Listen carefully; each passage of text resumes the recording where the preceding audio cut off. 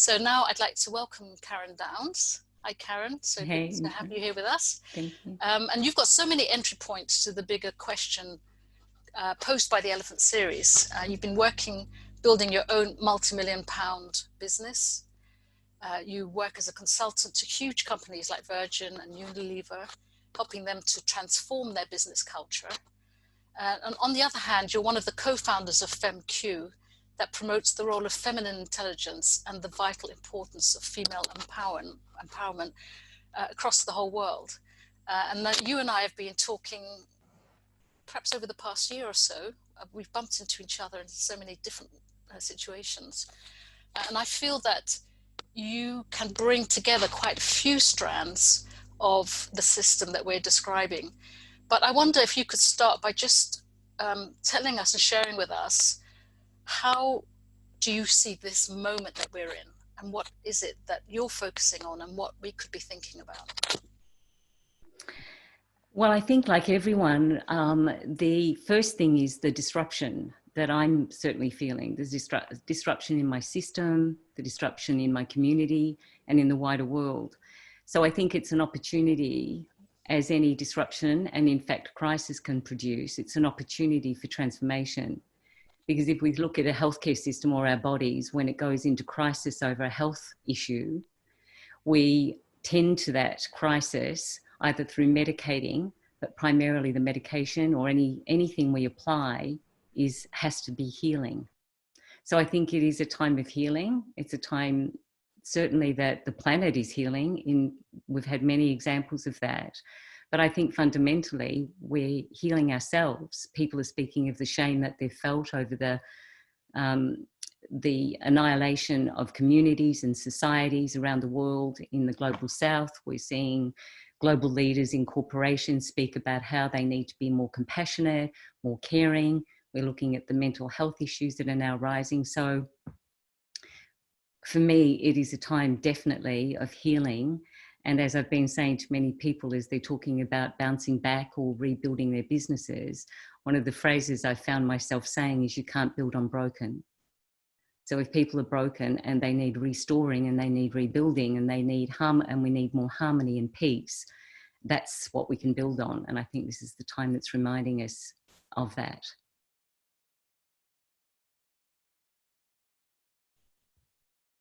Sorry, Indra, I can't hear you. Is that what you would describe as the feminine intelligence, what you were just bringing now? Or perhaps you could just explore for everyone a little bit more around what feminine intelligence is and what FemmeQ has been doing to promote that. Absolutely. Firstly, thank you for the introduction. And I always notice that when I'm introduced by my accomplishments, I have a reaction to that.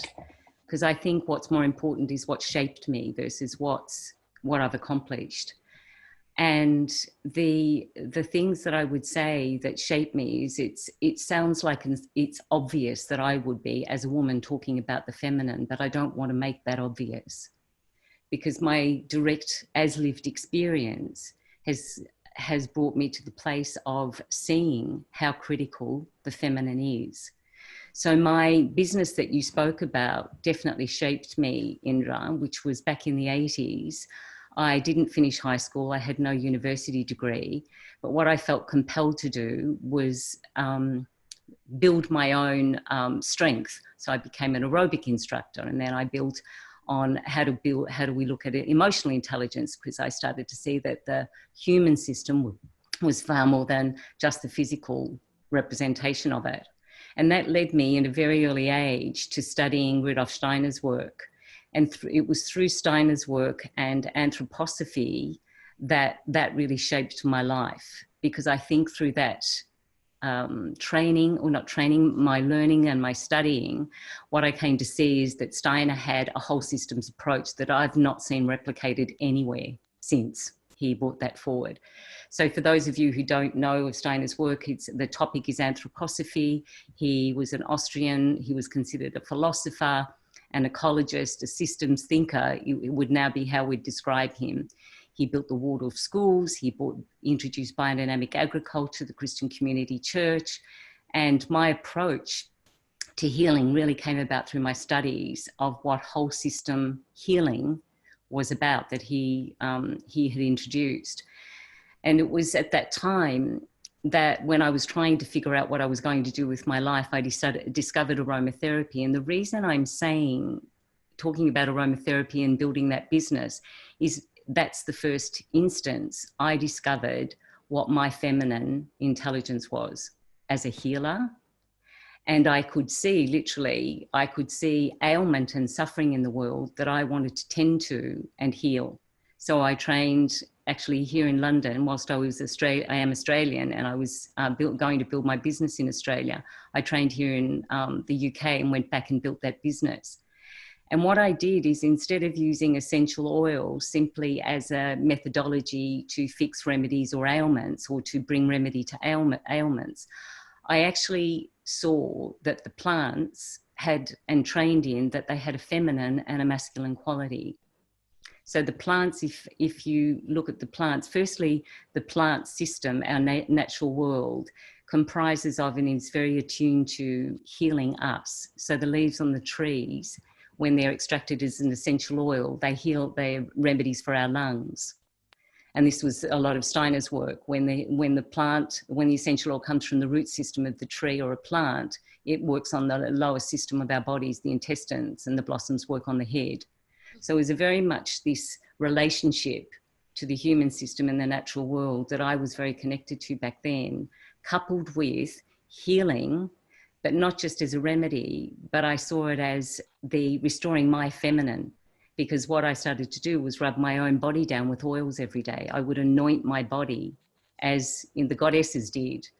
And I think right back then, if I really think about it now, that's when I became an activist, because I wanted to go against the system that had violated women's bodies. And I'd been told that I had to parade my body. But where the nurturing and the nourishment and the feminine came in was how I loved my own body.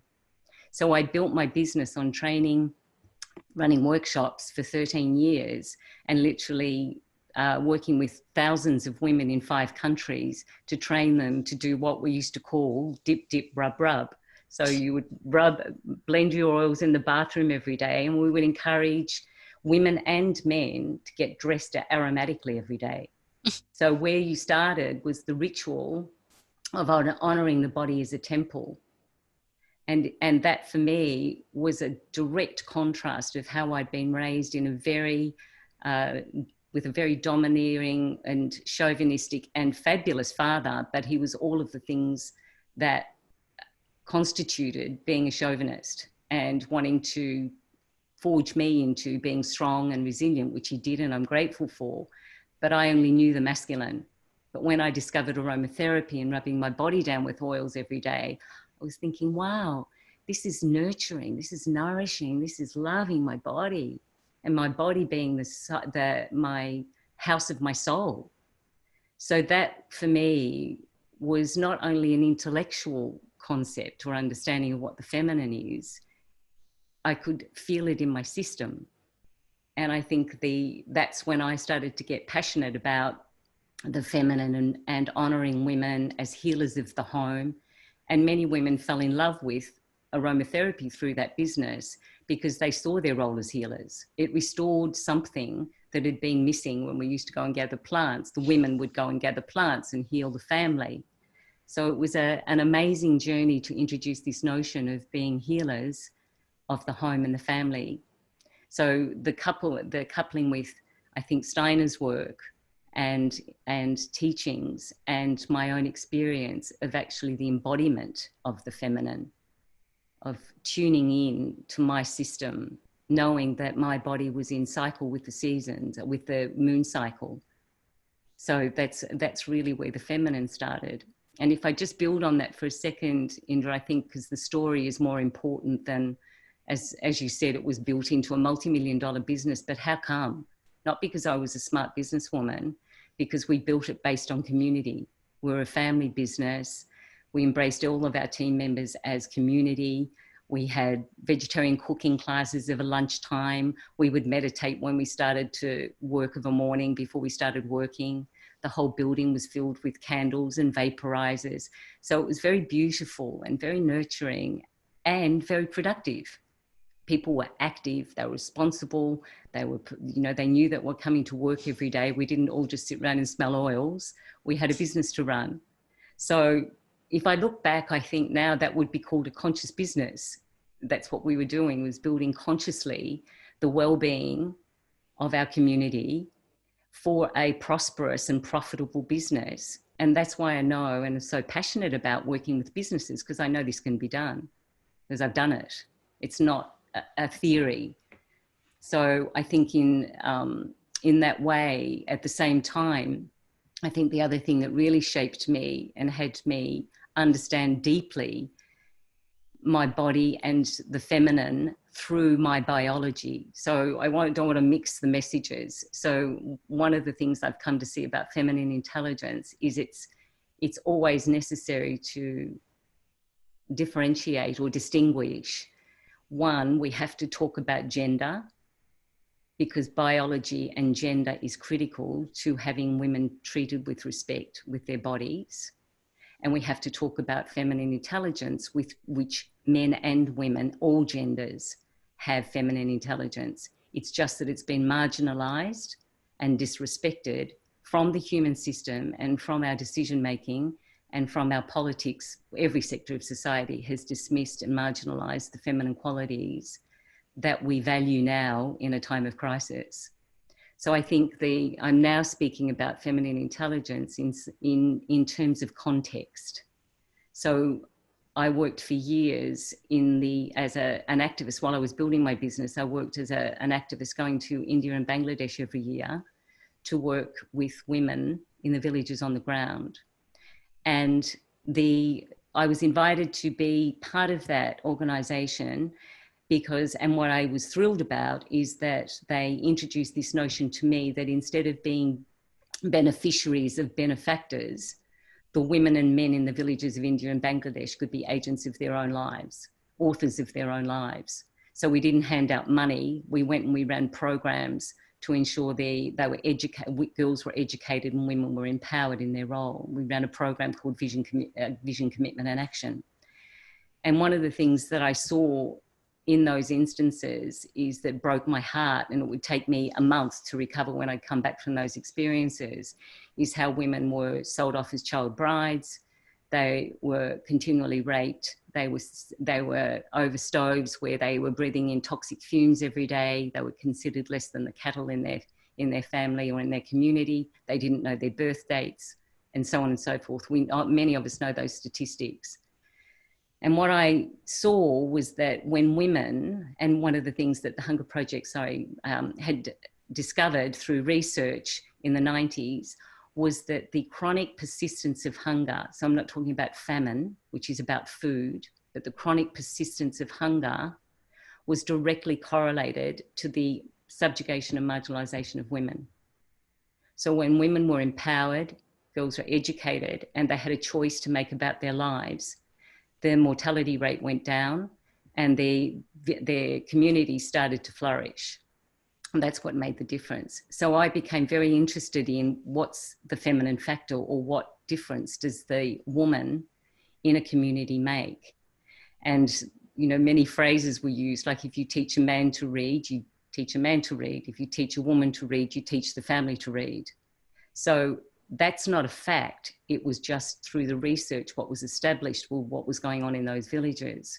Now I am speaking in context in those communities, in those countries. And that's why it's necessary to not let go of the gender conversation, because we could not have a conversation in those villages about feminine intelligence. It's not relevant. It's not appropriate.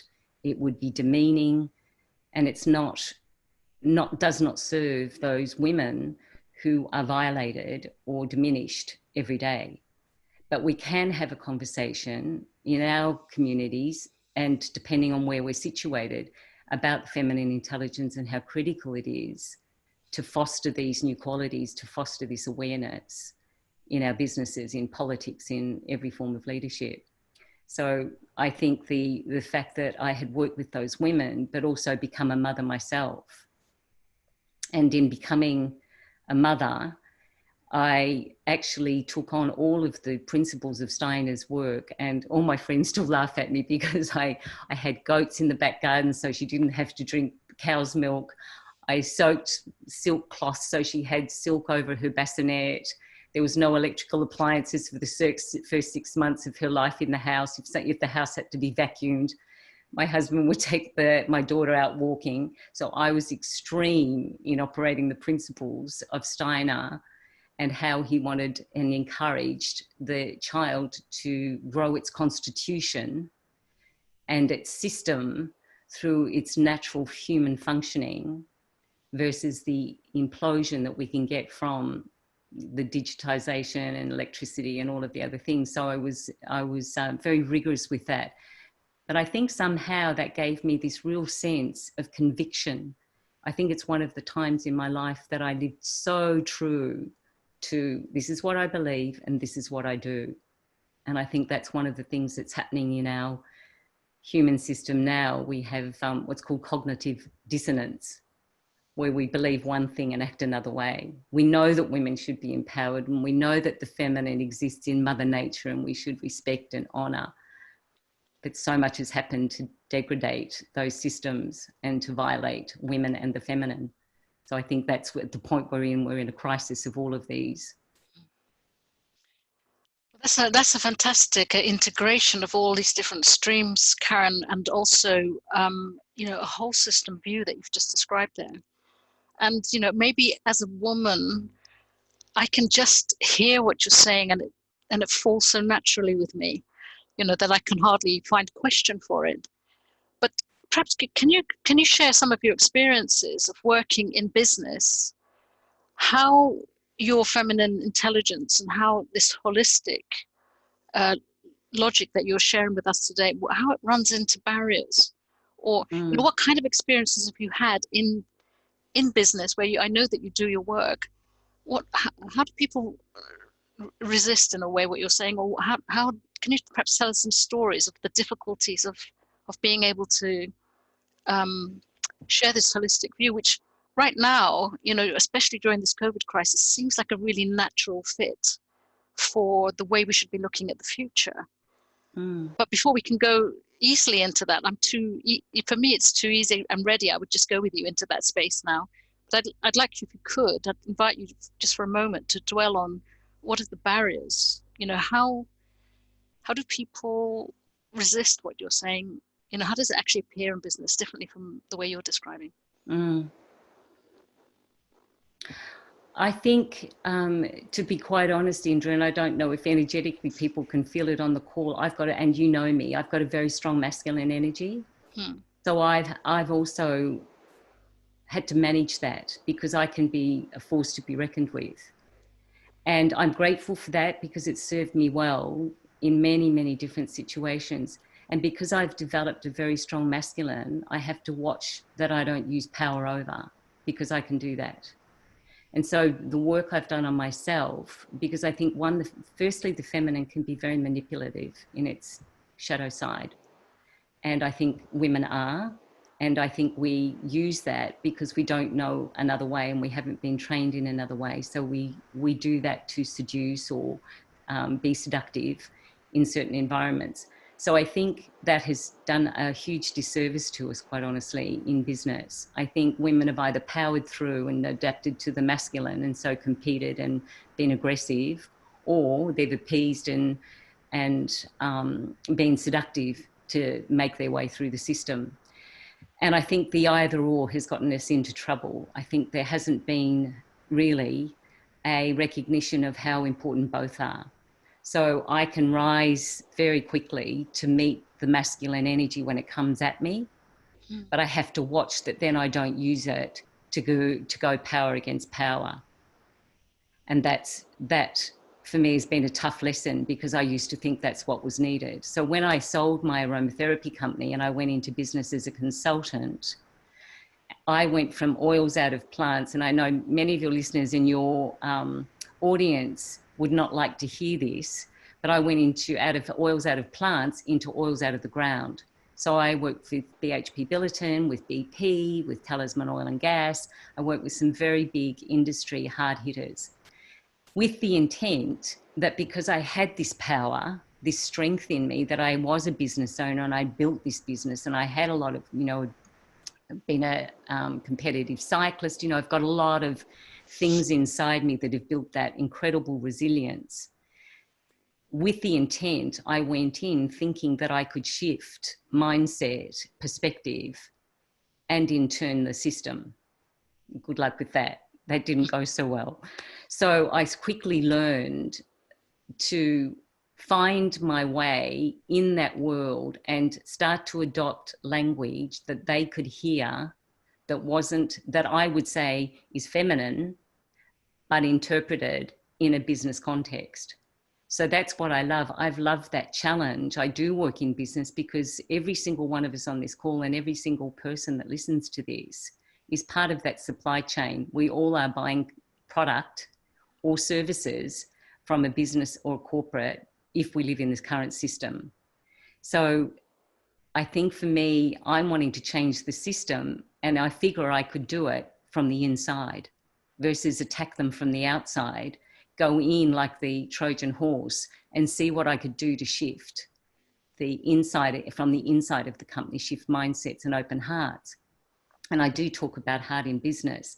So I think the pushback and the resistance has come about because of the qualities that are seen as weakness, of being vulnerable, the qualities of deep listening, the qualities of evaluating key performance indicators versus building personal welfare and prosperity for all stakeholders. This is part of the old system that I'm sure every single one of us want to get out of, want to change, want to transform. And the pushback is still from the profiteers and the shareholders that are not caring about the individuals in the organisations. And you and I have had many conversations about this, is that whether it's a woman on the ground in India or Bangladesh as an agent for change and an author of their own life, or a woman or a man in an organisation saying, I've had enough, I'm not going to take this anymore. We have to find our agency now, but the reason we're finding it is always important. And men are now saying, because I've appreciated this time with my family. So I think it's been a hard push. And some of the experiences I've had, which was one with a commercial airline in 2018, which was an extraordinary opportunity. I'd created my company, my now company, called the Flourish Initiative. And just to say something about that, I created the word flourish because I saw it was the only way that I could get people looking outside at nature. And where do we have the best examples of flourishing is Mother Nature. So if I could, instead of team building in companies, which most people talk about, instead of team building and instead of performance, how could we talk about honouring the seasons of the soul? So what was amazing is when I designed this 2-day program and 1,600 leaders of the company went through this program. It was a marathon for my team and I. We ran 49 2-day programs. And what was extraordinary is that at the start of every program, I would say to everybody in the room, who's ever experienced a winter of the soul? Now that's pretty out there for any commercial business. Even if they didn't think about their soul, when I said, who's ever had or experienced a winter of the soul when you didn't want to get out from underneath the duvet, every hand would go up. And I had them at that. So if we have seasons of the soul and they're related to a winter being a time of hibernation, sowing seeds, regeneration, not trying to be productive, but if that's our human system and our human experience, what are we going to do when a company only wants summers? A perpetual summer of growth. And our human system's doing this, and the company's wanting us to perform like a sprinter, but the whole time. So I never use an athletic model in companies. I'm always using the flourishing model and talking about how do we flourish in the seasons? How do we come through the winters? And flourishing, of course, is feminine because Mother Nature, Mother knows cycles, seasons, diversity. We just have to look out. And I do think that once we start honouring and loving women, the feminine, and Mother Nature, we truly will turn the climate change crisis around. Wonderful. Thank you very much. I could talk for another 20, 30 minutes with you now, but in fact, I'm going to open the floor to all of our participants to ask any questions. Maria, I didn't know if you can see who might put their hands up. If you want to ask Karen a question now, please put your hand up, or use the if you go to the participants box at the bottom of your screen, you can put your hand up electronically. But so if anybody would like to ask a question. I think I saw Marguerite's hand first, I think. Yeah, Marguerite, and then Lawrence afterwards.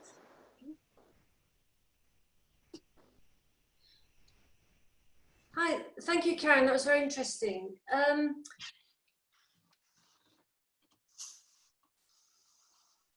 I guess science and research shows that, and you said it yourself, the attributes that you talk about and describe as either masculine or feminine, actually both men and women possess, and that we're all a mixture of all these characteristics to a greater or lesser extent. And therefore I wondered about the very gendered language, because I wondered whether that makes it feel developing the other side of oneself, attributes that are seen as either masculine for women or feminine for men. The language is exclusive, and that whether a non-gendered language about nurturance, rather than it being female, it's a human characteristic sort of thing. Would that be more acceptable to people? I mean, if you can, I just give an example that there's quite a lot of research that shows in interviews, for example, men who show that they aren't very good at female things, the feminine, are marked more highly because they're seen as real men then. And so I just wondered whether the gendered language about attributes is unhelpful. Thanks, Marguerite. And when I started or co-founded FemmeQ with my colleagues in 2016, we launched our first conference in Berlin. And many people had opinions about and feedback and gave us their judgments or opinions and as you're doing now, feedback or questioning the term we used. And one of the things that we saw is that, and certainly from my experience in the Hunger Project, and I'll go back to that experience, one of the most profound questions that still lives in me today is, if you're looking at a system, or you're looking at an environment, or you're looking at a human being, it either has integrity as a system or it lacks it. So, for example, let me use it in an engineering term: integrity from the perspective of workability. So if a bike wheel is missing a spoke, it would be out of integrity. So I'm speaking about it in that context. And in the context of the human system and what we see in the world right now, what I see, and the Hunger Project taught me, is going into those villages, not what's wrong or what has to be fixed, what's missing that, if provided, would cause a breakthrough. And I really want to encourage people to consider that question, because it's, as I said, it's one of the most profound that I continue to ask myself. What's missing that, if it were provided, and can I provide it? So I look into the human system, and I look into the work I've done and my life experiences, and what's definitely missing is the feminine. And the reason I have to talk about it, because it's still undistinguished. It's not, I said to a stockbroker recently, he said, what are you talking about, the feminine? What about those qualities? And I said, let me ask you, when you go to work, can you express compassion for your colleagues? Can you express care for their well-being? And he said, absolutely not. And I said, well, where do you get to express that as a human being? And he said, with my family. And I said, could we say that what the system isn't allowing you to express is certain qualities, but what would you name them? He said, oh, well, definitely. And he didn't say female, he did say feminine. He said, and I said, is it like working with one hand tied behind your back? Imagine that. And he said, it is. And he said, I don't have permission to bring any of my heart to work. And my wife does that everywhere. So I think it's still early days. I absolutely appreciate what you're saying, Marguerite, but I still think it hasn't been distinguished sufficiently to say we can integrate the whole, because so much of it is missing. We still have to name it for what is missing. And it doesn't, as you said, it's not a biology, but in India, we're still talking about gender. And in other areas, we have to talk about the feminine qualities of care and nourishment and nurturing. And I just feel my own experience is it's too soon to stop having the conversation about the feminine. It needs to be still spoken about, to acknowledge, even in Mother Earth, it still needs to be spoken about to acknowledge what's missing. That if it were provided, we'd have whole systems again. We'd have flourishing systems again. So I hope that responds to your question. Thank you. Lawrence, I think you were going to. Hello there. Hi. I can relate to what Marguerite was saying, actually, from a slightly different angle, I guess. I do feel that some of the language is alienating at times. It's not alienating to me because of the journey that I've been on to be where I am, but I find it is for a lot of men. If you look at a lot of men, if you look at the suicide rate, for example, in this country, I'm in my mid-40s. I remember going to school and listening to about resources that we need to exploit, we need to dominate, looking at history of imperialism, colonialism, and extraction. And if you have a boundary and you extract from the other that is other than you, if you dominate, if you look through domination through force, then generally speaking, biologically, men are stronger than women. They will physically dominate. There's the system that we've got is built on this separation and this belief that we're separate. We're separate from Mother Nature. We're separate from each other. We're conditioned to push and to force. And with what you were saying earlier about the seasons, the cycles, I can so resonate with that. So I run a social enterprise. It works within a gift economy. I intentionally set this up from the start because at one point in my life, Second Iraq War didn't feel resonant with me, didn't want to be part of it, had trust issues. The only way I could find a way around that at the time was just by not using money. So I lived for a period of about 10 months in London without money, didn't have a home either, went on this really, really interesting journey through self-discovery, ended up in a £1 million flat in Chiswick for about a month at one point, from someone that had gifted me the keys who I'd met for 2 hours prior to that. And it was this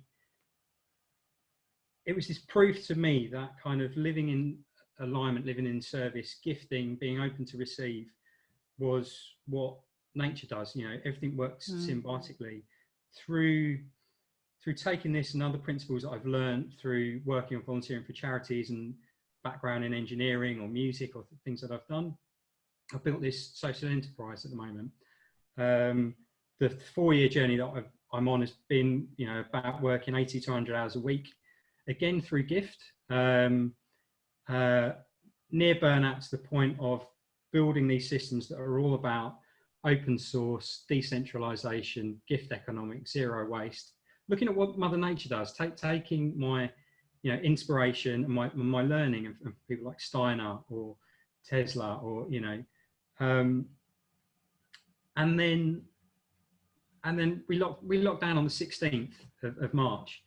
I contacted all the local hospitals, said we've got this stock, we can help. I letterboxed all the 68 flats where I live with a letter saying I've closed my social enterprise, don't know for how long, but if there's anyone vulnerable that needs help, please call on me, whether it's to get shopping or for counsel or for anything like that. My business brain started going, where are the financial markets going? Where's transport going? What's going to happen off the back of this? To get some insight, to forward plan, to look at how I could support my volunteer team. And then I just collapsed. I spent about 2.5 weeks in bed. My body had pretty much given up. And then I thought, okay, I'm building this business, which is about stewarding. I know that I own none of it. I'm in service through what I'm doing. That's, you know, that's why it's zero copyright, fully open source, gift economy. It's looking at building tools and stewarding, but I'm not stewarding myself, and I haven't been stewarding myself. I've been taking that same old narrative of force and control and push and driving it. And then obviously that comes out in my work when my volunteer team is starting to burn out, or and it's been really, really good, like, to be around. So I'm living in a luxury flat that was gifted to me. My rent's gifted to me through the work I do. I know that, you know, this gifting works. And the journey that I've kind of been on over the last few months, other than supporting neighbours, supporting my team, looking at what else I can do, is drastically re-evaluating my business, possibly closing it down, possibly the timing's wrong, possibly the location's wrong, but recognising that there's been this hero narrative that's been with me, of that's how you show up and that's how you drive, and it might be beautiful and it might be about stewardship, but that hero is going to collapse, you know. And it's kind of doing shadow work and looking at this energy of kingdom and how to kind of integrate all the other aspects. And I see, yeah, I mean, undoubtedly there's huge suffering in women, but in men there's this narrative that's not really questions. There's still this, you know, kind of notion of being the hero and kind of pushing.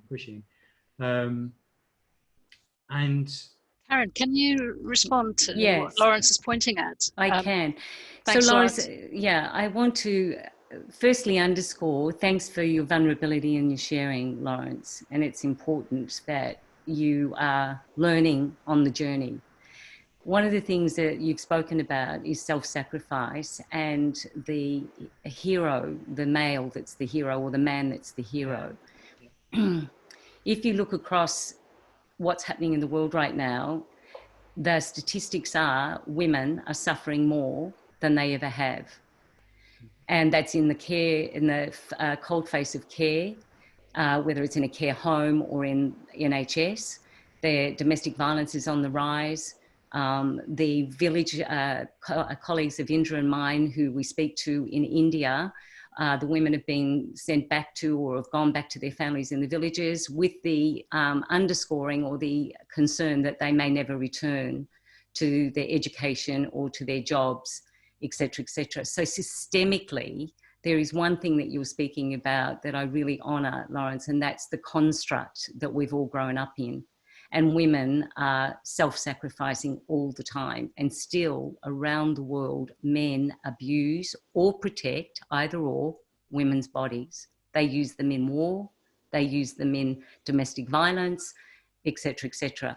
So I don't want to get into the comparison of statistics, but I think what you're pointing to is really important, is the construct that you've grown up into, which is be the hero and sacrifice, protect, take care of, and women would have their version. So in biology, or in the social construct or narrative we've grown up inside of, I think your examination of this, of what you're seeing, is critical.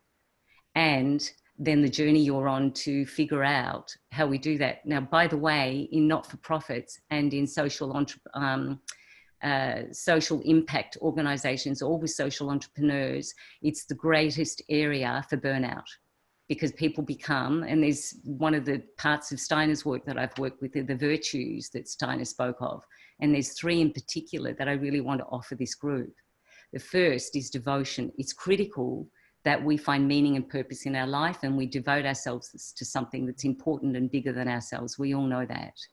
But what's just as important is that we find a balance between giving and receiving.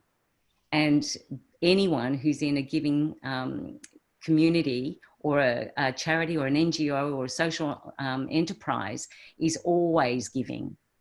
So where I'm staying right now is, you know, the man who owns this amazing property is on calls till midnight every night, because he's wanting to contribute to the shift that's happening, and he's got a 6-month-old baby.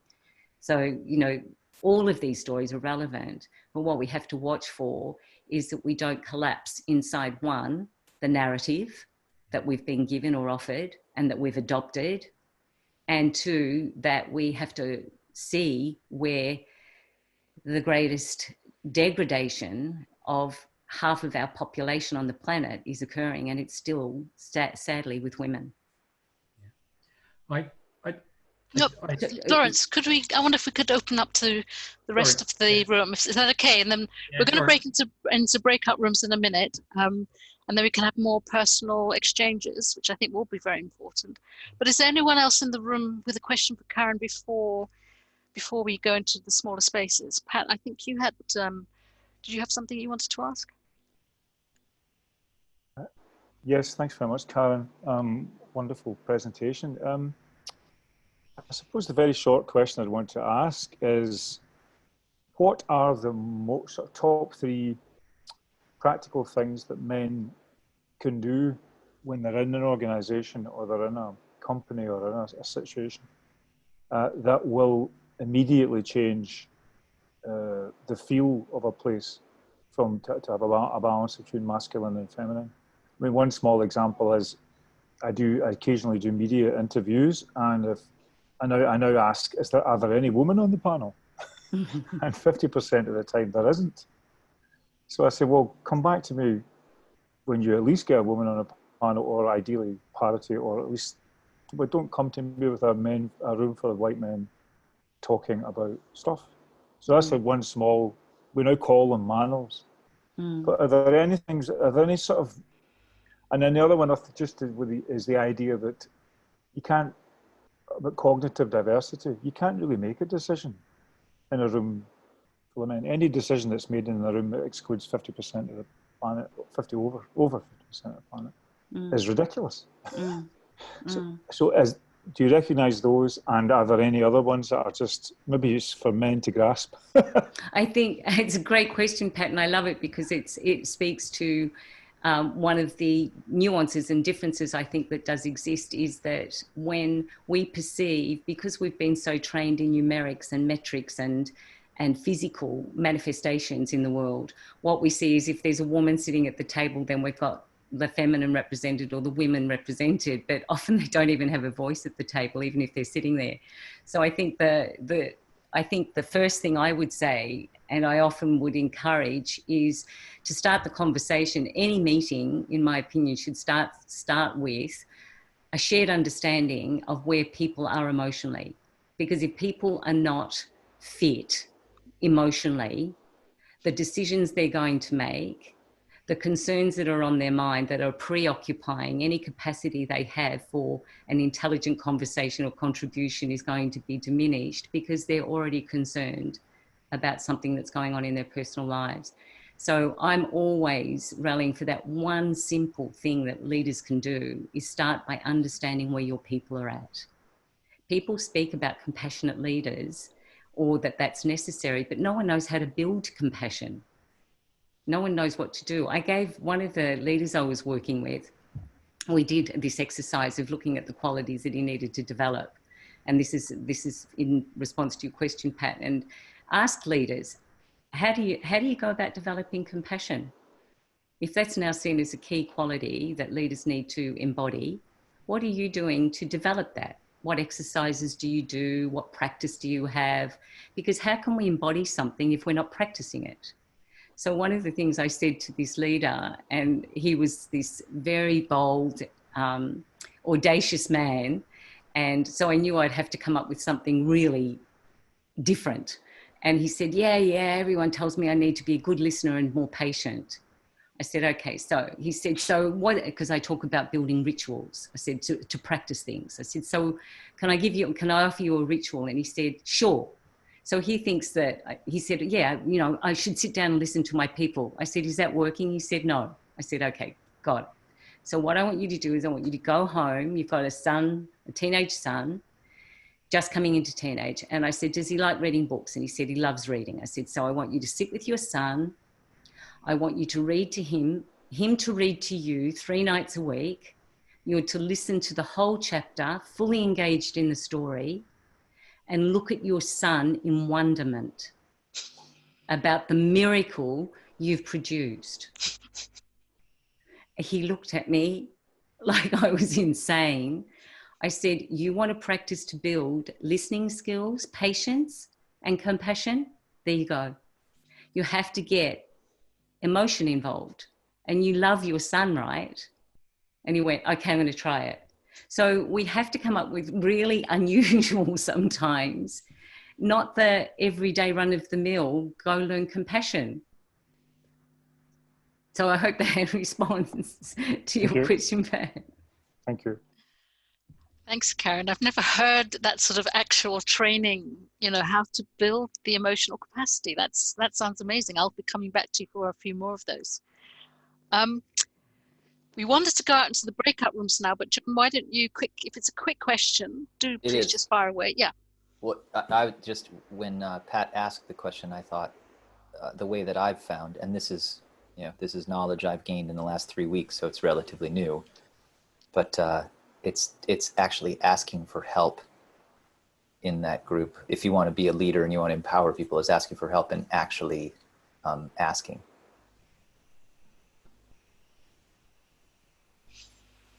Thank you. Thank you. Okay, now, so Maria, I'd like us to break out into rooms now. I've seen your question, Lucy, as well.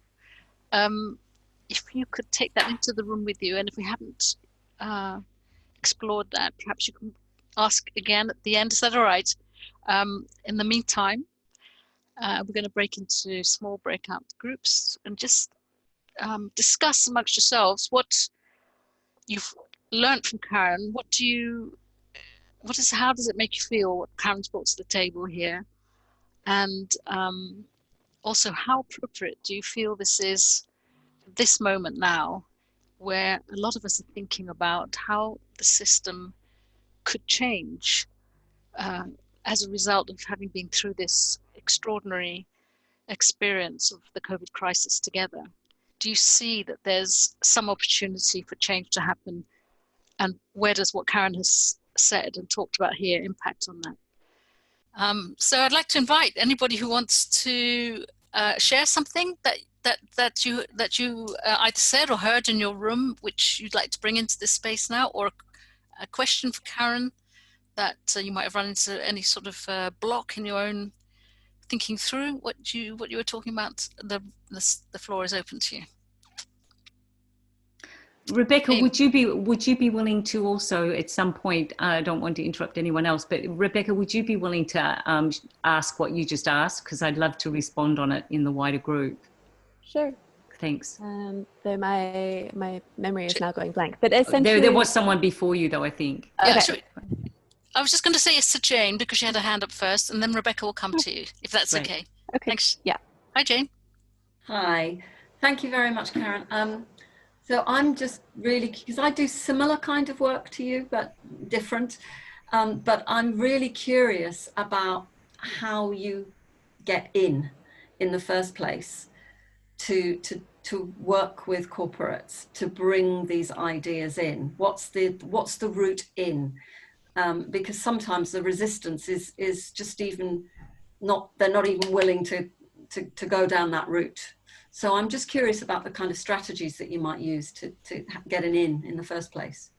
I absolutely will respond. And if you'd like to take this conversation offline with me, please contact me because I can give you more on that offline. But definitely, I've learned not to push doors open. I want to nudge the open door. So there's many business leaders now that are willing and open to having this conversation. And definitely it's never through a human resources person, and I don't want to denigrate their role, but unless the decision maker of the company is truly willing to shift a culture and make a difference, profound difference in how they work and how they lead, then I don't want to work with them, because it's just, you know, the inclusivity, diversity conversation, and I'm just not interested because it's, you know, what they should be doing versus what they're committed to doing. So I think that's one thing I would say. And the other I would say is I'm now using the Sustainable Development Goals and working with social entrepreneurs in a much more broader context so that it's aligned to their business strategy, and go in with you know, the Sustainable Development Goals are a great tool we can use now to actually encourage people to be working inside of those goals for the future. But happy to talk to you offline. Thank you. Thanks, Jane, for your question. Ros, I saw that you had your hand up, but can we go to Rebecca first? Rebecca, I can't see you, but I can hear you. Yeah, sorry, I'm cameraless. So my question is around when I'm speaking with someone about these topics and using gendered language. I was curious to ask Pat, because he was in our room, what his reaction was if he's feeling triggered, and to understand what's in that space. And our follow-on question then was, when you are feeling triggered by gendered language being used in this context, what would be a good way to hold space in that conversation to ease the emotion and actually allow it to become a fluid conversation? Oh, great. So I wanted to share a story, and Indra, you were with me when I had this experience last year. I wanted to share a quick story, is that being able to identify, firstly, that someone's triggered is really important versus just keep speaking. Because once someone's triggered, they're not hearing you anyway. And if they're triggered by the language or the definitions or the distinctions you're using, then it won't penetrate any part of what they're going to take on board, is my experience. Mm. And last year, in a conference Indra and I were in, I asked, I wanted to do a spontaneous workshop. They asked for workshops who wanted to lead a workshop. And I said, I'd like to lead one on feminine intelligence, but I'd only like men to come. And I had 10 men around me. They all said, yes, I'd like to have that conversation. And before I said anything, now it's a very unique situation, I could have done this, but before I said anything, I said, could I please ask each of you what you were triggered by? Because I can feel that your nervous system's up right now. And I can feel energetically, I can feel that in my body. What is it that you're triggered by? And did you come here to argue with me or fight for your cause or fight for your corner? Is this an argument or is this a conversation? Could you tell me what's triggered? Is it because I'm a woman speaking about the feminine? I'd really love to find out from you what it is you're triggered by.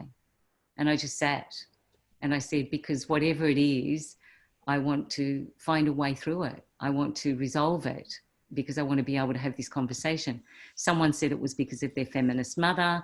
Another man said because he was scared he was going to be emasculated and taken his masculinity away. Someone else said he was frightened he was going to lose power and that women were going to take over. It was such an honest conversation and so raw. And we're all left with, wow, what do we do with that? So we didn't have an answer, but by naming it, at least it starts a self-awareness and an identification with what's going on in the human system when we have one small conversation and use one word and say feminine or feminist. So I think having a huge amount of compassion for what's going on in their system, Rebecca, would be definitely, and all I could give was my love and compassion. I had some things to say, but I went, there's back to the healing roots. We have to heal. We have to heal ourselves. And we have to move forward. What I'm noticing in your telling of the story is that it sounded like such a powerful moment, like you were doing this with such presence and power, but feminine power ultimately. And it's something that I've often been quite fearful of. So I'm inspired by that and your comments on courage earlier to see how I can lean into that courage and create those moments, because my assumption, my story has always been that wouldn't work. So thank you for sharing. Thank you, Rebecca. Pleasure. Thank you. Ros, over to you, and afterwards, Lucy, I remember that you had a question. If you want to still ask it, we can do that after Ros. Anyway, Ros, first, over to you. Okay. Hi, Karen. Hi. I really enjoyed your presentation and the questions. I grew up in Steiner education myself, so my family's fellow anthroposophists, and we had a fantastic discussion between Catherine and Ad and I, and we were talking about Ad's sort of background in well, he works in IT and in tech as well. And he was exploring the challenges of working within that industry around having kind of more women within that workplace, and how that then challenges the dynamics of how technology and ICT are kind of created. And then Catherine was talking about actually how her business has already quite a strong and a sort of evolving feminine culture in how they work together and how they collaborate. And I really liked what Catherine mentioned about there being an eventuality that this is going to have to occur in business and across multiple relationships and in how organizations kind of work. I'd just like to know what you feel about that. Is this a kind of a movement, an eventuality that is occurring? I do. I can see seeds and small shoots of this occurring. And Indra and I do work together in this sphere of how do we build the bridges between the people that are going out to change the system, whether it's the social entrepreneurs or the activists or anyone who holds themselves as an agent for change, working and collaborating with business. I think it's got to be that way, because otherwise we keep fighting each other. Mm-hmm. And I think that intersection has got to come through a feminine energy of collaboration, of deep care, deep respect for one another's perspective, and not identity ego and powering through. And that ego doesn't mean masculine. You know, women, a lot of women, all of us have got very strong egos, including myself. So I think looking at the ways that we're going to flourish. For me, I mean, that's why I created the term, and my company is called the Flourish Initiative. Flourishing does not happen in and of itself. It takes initiative. We have to build a culture, starting to use all the language of gardening and metaphors of nature. That for me is the only language I can use now. When people say, oh, norming, storming and performing, I'm thinking it's another military term. We've got to change our language. We've got to change our narrative. And so it's more human and more systems orientated. So thank you. Yes. I think we're all going in that direction. Excellent. Everyone on this call anyway. Yeah. And so thank you, Karen. I love that. And Lucy, would you like to bring your original question, or may you have another one? However you'd like to. I've got to go in 2 minutes, and I mean, don't worry. Thank you, Indra. But we discussed it, I think, a bit in our group. And so all I was going to say is, I mean, it was related to the question about kind of triggering, and I was thinking about, my question was going to be, you know, what are we noticing now, you know, through the crisis, when a lot of the norm roles have changed, right? So a lot of men are home having to care for kids and work juggle, the kind of work juggle that women have had forever, really experiencing that. Not all of them, but a lot are. And those kind of blurred lines between, you know, having to deal with multiple things and deal with the emotion of what we're all going through. And I personally have observed some impact of that, and how maybe some men are feeling a bit liberated of the fact that they can express some of the sides that they've had to repress, in the same way that women are, you know, we need to liberate more women to also be able to express sides that they've had to suppress. So that's my little note of optimism. But I'm sorry, I'm going to have to disappear to get my kids now. But thank you. Thank you, Lucy. Thanks so much for staying on. That was a lovely contribution. Thanks very much, Lucy. So we've only got a couple more minutes, unless anybody's got a burning question. Just some final words from you, maybe Karen. Did anyone have a question? Oh, okay. Oh, is that John?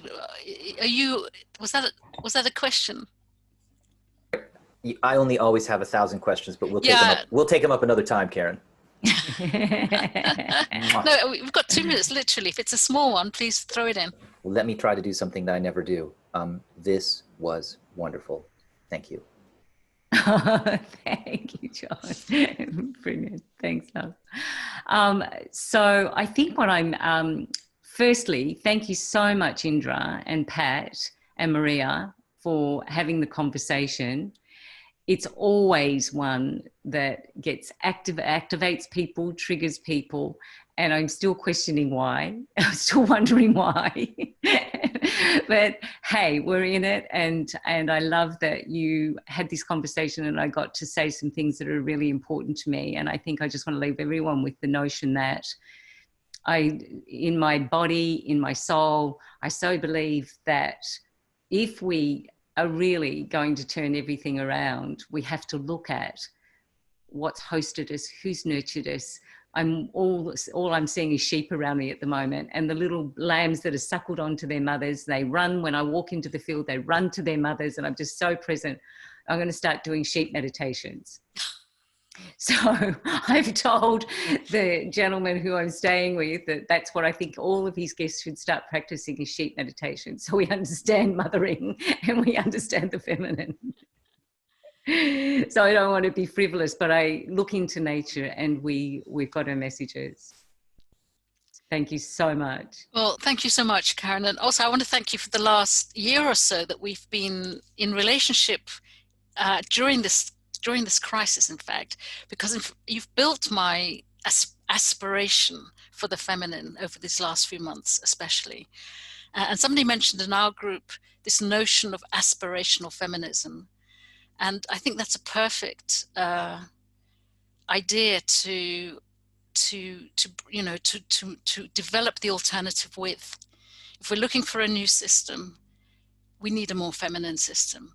And thank you so much for what you've brought this evening, tying all these strands together.